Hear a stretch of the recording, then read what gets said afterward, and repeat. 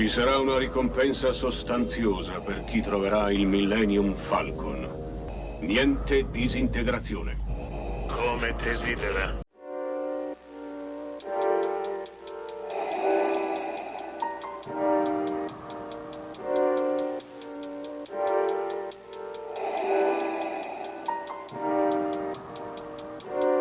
Salve a tutti lettori e lettrici di Star Wars Libri e Comics e ben trovati a un nuovo episodio della nostra rubrica Letture Essenziali. In questa puntata, in queste due puntate in realtà, in quanto sarà un unico speciale diviso in due parti, andremo ad approfondire quelle che saranno le letture essenziali per il personaggio di Boba Fett, il cacciatore di taglie più temuto di tutta la galassia. Questo progetto, questo video in particolare, è il primo tassello di quello che noi chiamiamo il The Journey to the Book of Boba Fett, ovvero quella serie di opere che permetteranno a voi lettori di prepararvi all'arrivo dell'attesissima serie su Disney Plus, prevista per fine dicembre del 2021. Come sempre, prima di iniziare però vi ricordo, se non l'avete già fatto, di seguire il canale o che in descrizione trovate tutti i link per le nostre varie piattaforme social dove seguire i nostri contenuti, essere sempre aggiornati su eventuali offerte o anche semplicemente per chiacchierare o farci delle domande nel caso in cui abbiate delle curiosità. Come al solito partirei da quello che è il corso canonico del personaggio. C'è da dire che non sono tantissime le opere che lo vedono protagonista, segno che comunque Boba Fett è stato tenuto, passatemi il termine, da parte per il big reveal che è stato Mandalorian 2 e il nuovo corso che verrà a lui dato grazie anche a The Book of Boba Fett. Non di meno ci sono comunque alcune opere che meritano di essere menzionate.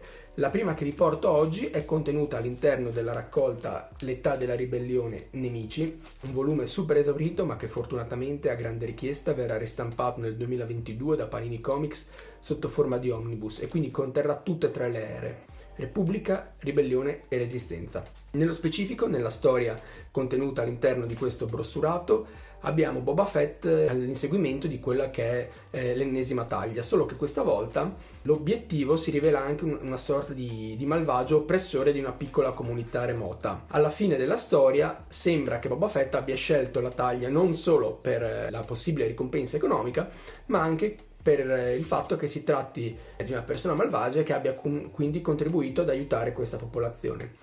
Sembra sia così, tranne ovviamente la rivelazione finale nel quale arresta e detiene un barista di una locanda che comunque era sembrato buono durante tutta la vicenda, però Boba Fett a queste cose non interessano. L'unica sua morale è quella dei soldi, dei crediti.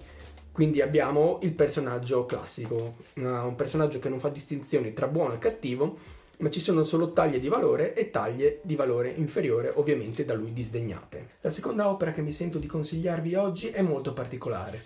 Letture Essenziali nasce per presentarvi non solo quello che è il meglio della produzione cartacea legata a un determinato argomento o personaggio, ma presentarvi quelle che sono tutte le storie più importanti o fondamentali.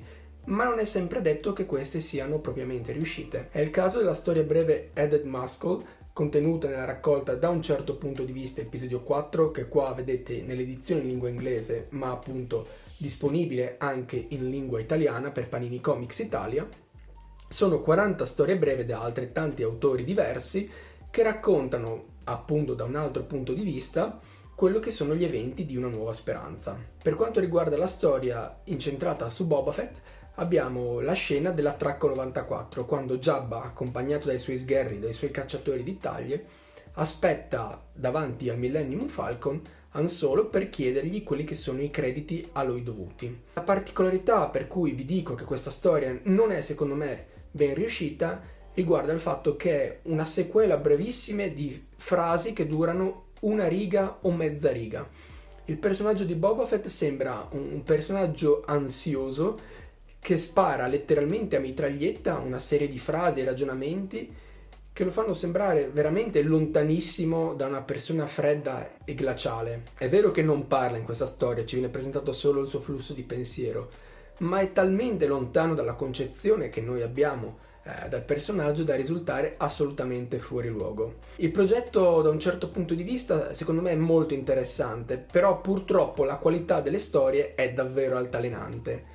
Non di meno vi consiglio comunque di dare un'occasione a questo romanzo e a vedere cosa l'autore Paul Dini, come ha interpretato il personaggio di Boba Fett. Tornando ora su sentieri più noti e battuti, è impossibile non menzionare il primo ormai già storico arco a fumetti di quella che è la serie Star Wars 2015 della Marvel, intitolato Skywalker colpisce, ancora disponibile in tutti i formati che è stata resa disponibile. Praticamente siamo nell'immediato post-Yavin e Darth Vader è ossessionato dallo scoprire l'identità del pilota potente nella forza che ha distrutto il pianeta Killer. Incaricando Boba Fett della missione, ovviamente il cacciatore di taglie riesce a scoprire quello che è il nome, lo affronta addirittura il giovane Jedi nella capanna abbandonata di Obi-Wan mentre Luke sta recuperando i diari di Ben Kenobi.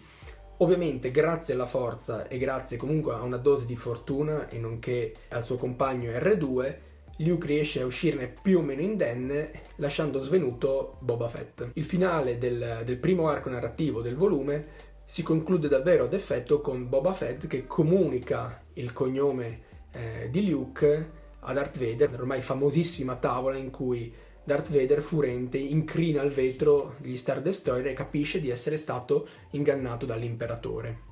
L'ultima opera che mi sento di consigliarvi concernente la timeline canonica la potete trovare alle mie spalle e si tratta di, da un certo punto di vista, L'impero colpisce ancora. Confermato in arrivo per il 2022 anche in lingua italiana nel corso degli eventi legati alla Lucca Comics 2021, la storia inizia immediatamente dopo che Darth Vader ha conferito l'incarico a bordo dell'Executor ai vari cacciatori di taglie di rintracciare il Millennium Falcon. La storia è incentrata su quella che è appunto la scaltrezza di Boba, in quanto si vede che tutti gli altri aspettano che sia lui a fare la prima mossa e poi di muoversi di conseguenza, sapendo che comunque è il migliore del lotto.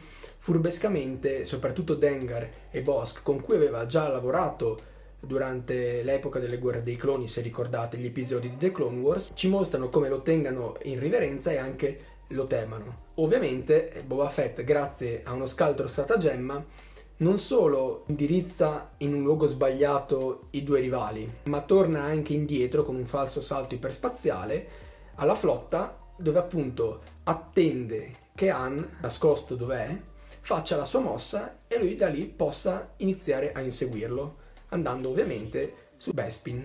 Ad onore del vero e per completezza ci sarebbe un'ultima opera canonica di cui fare menzione, e si tratta dell'attesissimo crossover a fumetti ambientato tra episodio 5 ed episodio 6, La guerra dei cacciatori di taglie, il cui arrivo in lingua italiana è previsto nel corso dell'anno prossimo sotto forma prima di spillati e poi delle classiche raccolte. È fondamentale per il personaggio di Boba Fett e per quella che sarà probabilmente la sua evoluzione verso la serie televisiva su Disney Plus.